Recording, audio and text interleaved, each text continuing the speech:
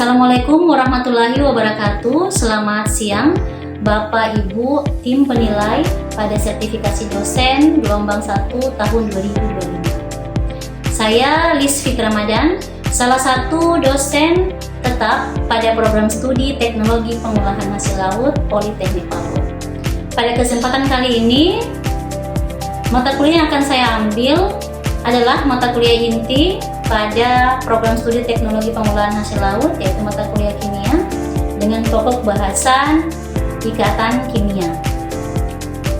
Mata kuliah ini terdiri atas 3 SKS, 1 SKS teori dan 2 SKS praktikum. Mata kuliah ini disampaikan dengan metode DEI, yaitu Delivery, Interaction and Assessment dalam pembelajaran di dalam kelas maupun di luar. Capaian pembelajaran pada mata kuliah ini yaitu mahasiswa mampu menjelaskan sifat materi, struktur atom, sistem periodik unsur, struktur molekul, konsep mol, konsep larutan, stoikiometri, kesetimbangan kimia, kinetika reaksi, dan kimia karbon. Metode pembelajaran yang digunakan pada proses pembelajaran adalah metode ceramah, diskusi, penugasan, dan metode praktikum. Baik, berikut adalah contoh proses pembelajaran di dalam kelas dengan pokok bahasan ikatan kimia. Assalamualaikum warahmatullahi wabarakatuh. Waalaikumsalam warahmatullahi wabarakatuh. Apa kabar semua? Sehat? Sehat. Oke. Siap menerima materi hari ini? Siap. Ya, semangat semua? Semangat. Oke. Biasa Ibu sudah mengirimkan absen melalui Google Form. Ya, silakan ya absen. Nah, sebelum kita memulai ini, berdoa bersama dulu ya. Semoga apa yang kita hari ini bisa dilancarkan semua urusannya dan bisa dapat lebih mudah untuk memahami pelajaran pada siang hari ini. Berdoa dimulai.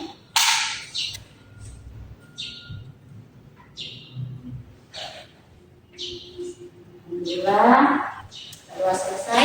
Baik, hari ini ikatan kimia sangat erat kaitannya dengan materi minggu kemarin. Ya, siapa yang masih ingat materi kemarin kita belajar apa ya?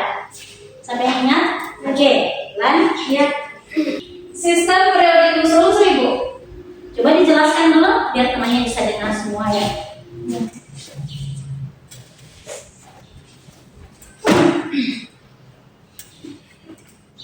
Itu suatu pengelompokan unsur-unsur kimia yang disusun berdasarkan kenaikan nomor atom dan kemiripan sifat-sifat kimia dan fisika. Baik, ya, terima kasih jawabannya. Oke, selanjutnya mungkin bisa disebutkan ya. Siapa yang bisa kira-kira menyebutkan nama-nama unsur beserta nomor atomnya? Ya, pasti. He itu helium, nomor atomnya 2. Oke, ada lagi yang bisa sebutkan ya? Na itu natrium, nomor atomnya 11. Oke, ada lagi? Zabur ya? Neon, Neon? nomor atomnya 10. Oke, nomor atom 10. Ada lagi yang bisa? Siapa? Ya. Klorin, kode unsur Cl, nomor atom 17. Oke, nomor atomnya 17. Ada lagi? Ada? Masih ada? Ya, ada. Baik. Terima kasih jawabannya sangat baik sekali. Oke. Selanjutnya kita belajar kimia ya, ikatan kimia. Ikatan kimia kompetensi dasarnya itu adalah pertama kita mendeskripsikan keterjadian ikatan kimia ya dengan menggunakan tabel periodik. Nah, kita kemarin sudah belajar tentang sistem periodik bentuk, menjelaskan kecenderungan suatu unsur untuk mencapai kestabilannya dengan cara berikatan dengan unsur lain, kemudian menggambarkan susunan elektron valensi, kemudian nanti ada menjelaskan proses terjadinya ikatan ion ya, ada ikatan ion, nantinya ikatan kovalen, kemudian ada ikatan logam dan ikatan hidrogen ya. Baik. Nah, ikatan kimia itu apa? Ikatan kimia adalah gaya tarik menarik antar atom yang menyebabkan atom bergabung membentuk senyawa atau molekul ion, ya, atau kristal. Dia adalah merupakan suatu senyawa atau zat yang stabil. Jadi kenapa ikatan kimia ini dia tujuannya untuk mencapai kestabilan, ya. Nah, konfigurasi ini adalah susunan, ya. Jadi ada susunan daripada elektron-elektron itu, ya, untuk berada pada kulit-kulit, ya. Ini konfigurasi, ya, konfigurasi elektron. Jadi gas mulia di sini, ya, ada beberapa yang menjadi dasar kita, yaitu helium, neon, dan air, ya. Nah, kalian bisa lihat, ya, di sini bisa dilihat adalah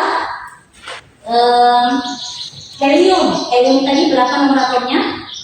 2. Ya, di sini ada 2 nomor atom. Nah, 2 nomor atom ini di sini ada namanya orbital, ya. Kemarin sudah kita pelajari tentang orbital, ya. Di sini ada orbital yang di mana orbital itu akan terisi dengan elektron sesuai dengan nomor atom setiap unsur, ya. Jadi kalau helium tadi punya 2 nomor atom, ya, maka dia akan memberikan gambaran seperti ini bahwa ada 2 elektron yang berada pada orbitalnya, begitu, ya. Nah, kemudian kalau neon yang itu punya 10 nomor atom, ya, nomor atomnya 10, sehingga setiap orbital itu akan terisi dengan aturan 2n pangkat 2, ya. Itu adalah 2, 8, dan karena dia 10 maka 2 dan 8 itu totalnya adalah 10, ya, 10 elektron. Itu sudah kita belajar kemarin tentang penyusunan elektron pada setiap orbitalnya, seperti itu, ya. Nah, kemudian lagi ini ada air. Air ini nomor atomnya ada berapa? 18. Jadi setiap kulit atau setiap orbital itu akan terisi dengan rumus 2n pangkat 2, ya, sehingga totalnya adalah ada 2, 8, dan 8. Itu adalah contoh dari untuk gas mulia. Nah, kenapa gas mulia di sini menjadi salah satu ini, ya, menjadi patokan, ya, karena gas mulia ini kenapa disebut gas mulia? Karena dia itu sifatnya lebih stabil, Jadi dia tidak membutuhkan unsur lain untuk mencapai kestabilan. Dia dengan dirinya sendiri, makanya disebut gas mulia, ya. Dengan dia sendiri itu dia bisa menstabilkan dirinya, sehingga dia tidak membutuhkan elektron lain untuk mencapai kestabilan. Jadi intinya adalah untuk ikatan ini adalah mencapai kestabilan. Jadi ketika ada suatu elektron yang berada pada orbital ini, ya, misalnya dia tidak stabil, maka dia butuh melepaskan atau menerima elektron dari unsur yang lainnya, seperti itu, ya. Nah, oke. Di sini ada contoh, dan ada di sini disampaikan bahwa konfigurasi elektron gas mulia tergolong konfigurasi penuh, ya, yang merupakan bentuk konfigurasi elektron yang paling stabil dengan elektron valensi berjumlah 8, ya, kecuali untuk helium berjumlah 2. Nah, itu. Jadi intinya adalah untuk mencapai kestabilan itu sehingga adanya terputus ikatannya. Nah, ini. Nah, di sini ada lagi bahwa atom unsur lain akan lebih stabil menjadi oktet atau duplet. Jadi intinya untuk mencapai aturan oktet tadi atau duplet ada namanya serah terima elektron. Nah, sehingga serah terima elektron ini namanya ada ikatan ion ataupun ikatan kovalen yang terbentuk nantinya, seperti itu, ya. Oke, di sini menjadi dasar kita adalah konfigurasi gas mulia, ya. Coba kita perhatikan bersama. Di sini ada cara mencapai kestabilan atom. Atom litium, ini litium ada 3 nomor atomnya 3, ya. Sehingga kira-kira litium dekat dengan mana? He, Ne, air atau Kr berdasarkan nomor atomnya.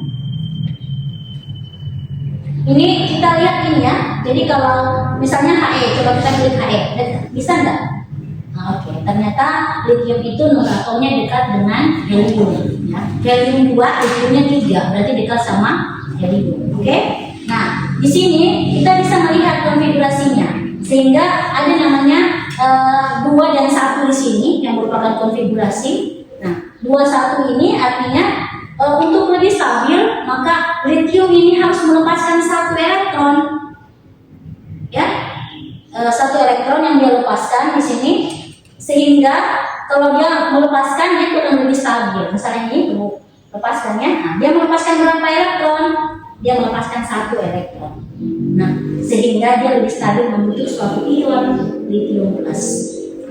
Jadi dasar gas mulia inilah yang menjadi patokan kita untuk mencapai suatu kestabilan. Jadi 2 di sini itu lebih stabil dibandingkan 21.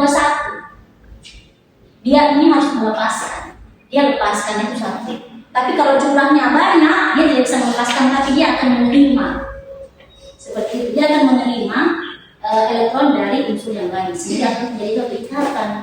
Jadi ada salah terima ya. Begitu pula dalam pasangan misalnya salah terima itu ada, sehingga akan terbentuk suatu ikatan. Gitu ya. Oke. Sebagai contoh, Cl. Cl di sini memiliki nomor atom yang lebih banyak ya. Nah, di situ 17. Maka kira-kira Cl ini dekat dengan atom yang mana? Air. Coba Ar. Kita coba Ar. Benar nggak Ar? Nah, konfigurasinya berapa? 2, 8, 7. Nah, maka agar Cl stabil seperti gas mulia, dia cenderung menerima atau melepaskan? Menerima atau melepaskan? Masa melepaskan? Menerima, karena dia itu besar, ya, menerima. Jadi dia lebih cenderung untuk menerima, untuk mencapai aturan oktet 8. Berapa yang dia terima harusnya? 1, karena untuk melengkapi angka 7 menjadi 8, dia terima 1. Ya, seperti ini. Maka akan terbentuk suatu kestabilan membentuk Cl-. Nanti Cl ini dengan unsur lain akan menjadi stabil. Misalnya contoh natrium klorida, Na1Cl itu 7. Ya, Na1 melepaskan 1, Cl menerima 1, sehingga akan terbentuk ikatan. Seperti itu. Sampai sini bisa dipahami, bisa diterima, bisa ya? Bisa. Baik. Oke, kita lanjutkan lagi. Contoh lain, masih ada contoh yang lain. Contoh yang lain, kalsium. Nah, kalsium, siapa tahu kalsium? Biasanya terdapat pada apa kalsium? Pada susu, ya, susu. Oke. Kalsium tulangnya, tulang. Kalau dia oksigen perikanan itu tulang ikan, kalsiumnya ada, ya, ya. Di unsur lain juga di apa namanya? Di bahan pertanian juga banyak kalsium, ya. Oke. Next, kalsium ini dekat dengan unsur apa kira-kira? Untuk gas mulianya dekat dengan Ar, ya. Sehingga di sini Ar itu ya yang dekatan dengan kalsium berdasarkan nomor atomnya. Sekarang ini kita bisa melihat apakah dia menerima atau melepaskan? Melepaskan, karena dia hanya punya 2 elektron keluarnya. Oke? Nah, melepaskan berapa? 2. Melepaskan 2. Ya, betul, melepaskan 2. Sehingga akan terbentuk suatu Ca2 plus. Melepaskan 2. Ya? Oke. Jadi kalau tanda plus berarti dia akan melepaskan, sedangkan tandanya dia itu menggabungkan atau menerima, ya. Oke, next lagi. Oke, oksigen. Oksigen di sini 8. Dekat dengan apa? Dekat dengan Ne. Oke, coba kita coba dengan Ne. Oke, betul, Ne. Neon, ya. Neon di sini dekat dengan oksigen. Nah, bagaimana konfigurasi dari oksigen? 2 dan 6. 2 dan 6 ya. 6 itu untuk mencapai kestabilan dia cenderung menerima atau melepaskan? Menerima. Ya, kita coba untuk menerima di sini. Ya, itu menerima. Nah, menerima berapa? 2. Menerima 2. Oke, sehingga stabilnya membentuk suatu ion 2-min. Oke, ya. Nah, oke, kita langsung ke ikatan ion. Apa itu ikatan ion? Nah, ikatan ion adalah ikatan yang terjadi antara atom yang melepaskan elektron, ya, bisa berupa unsur logam, dengan atom yang menangkap elektron, biasanya berupa unsur non logam. Nah, sebagai contoh adalah ikatan Li2O atau litium oksida. Nah, litium oksida ini ya, memiliki, kalau untuk litium sendiri dia memiliki konfigurasi 21. Maka kestabilan itu akan membentuk Li+ ketika melepaskan satu elektron. Nah, sedangkan untuk oksida, untuk oksigennya itu ada 8 sehingga 2 dan 6. Jadi cenderung di situ untuk melepaskan menerima ya 2 elektron ya. Sedangkan litium punya 1. Jadi kita di sini butuh 2 litium untuk mencapai kestabilan Li2O. Oke? Coba kita lihat di sini. Seperti ini.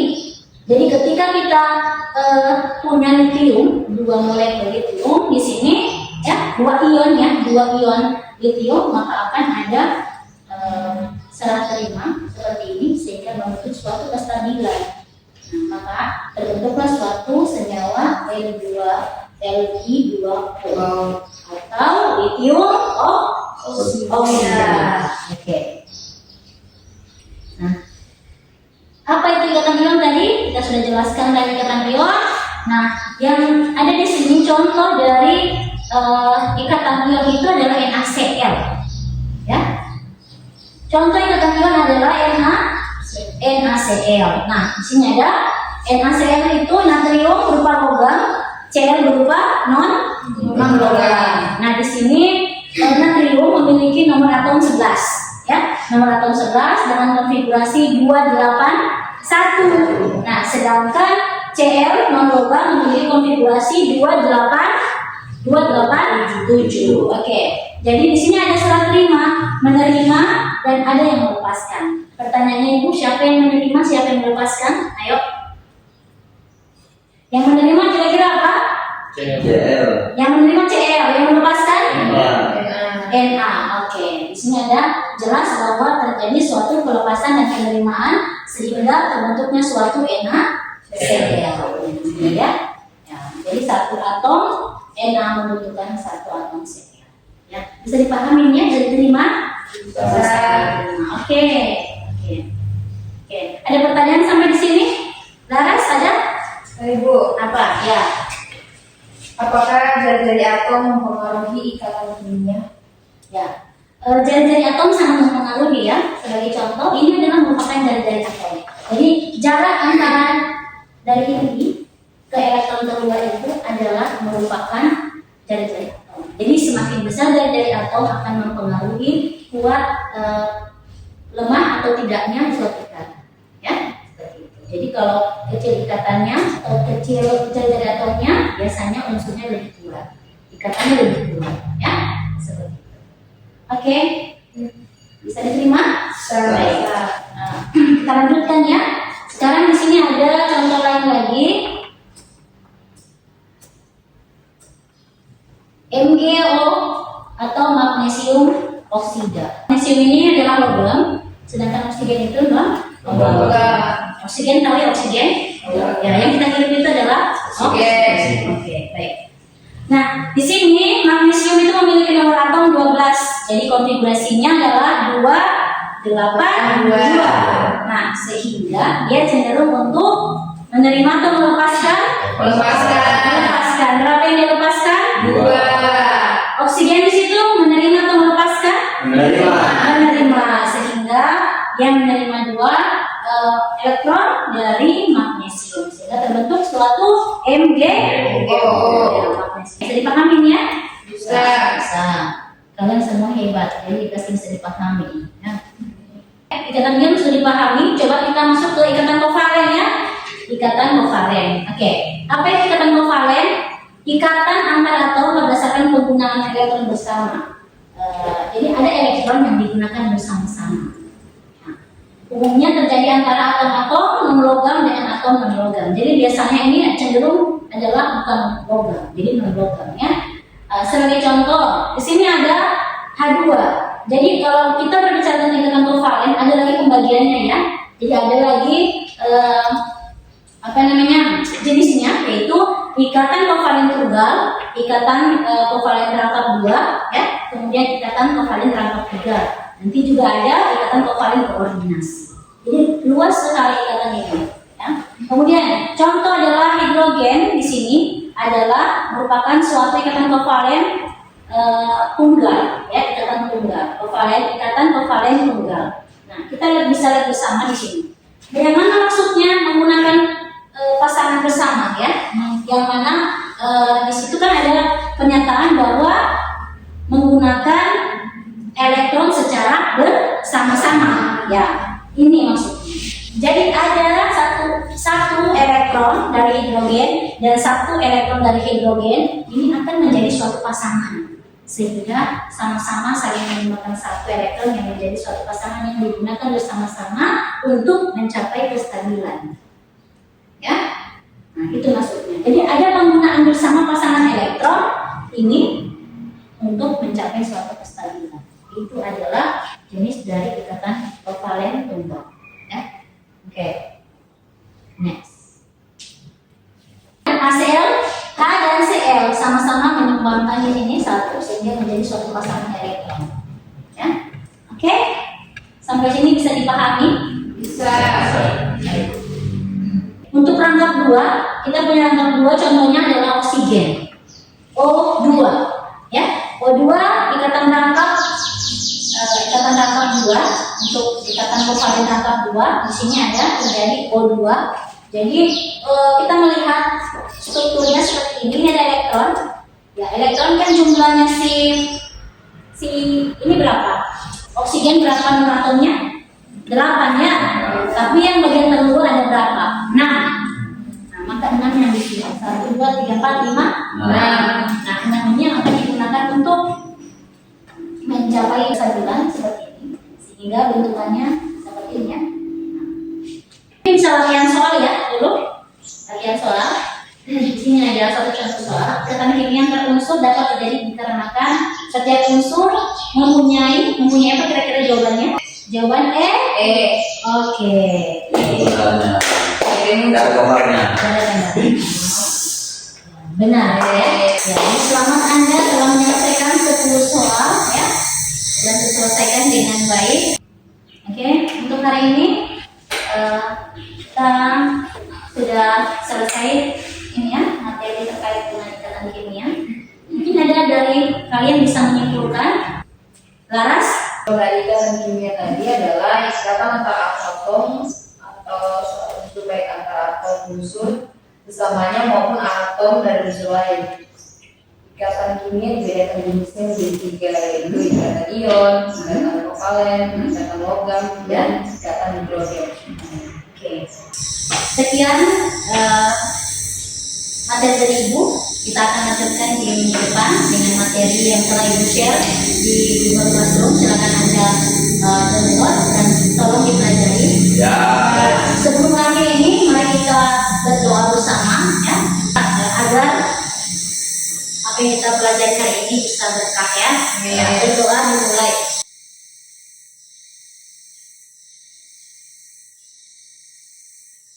Alhamdulillah selesai semuanya.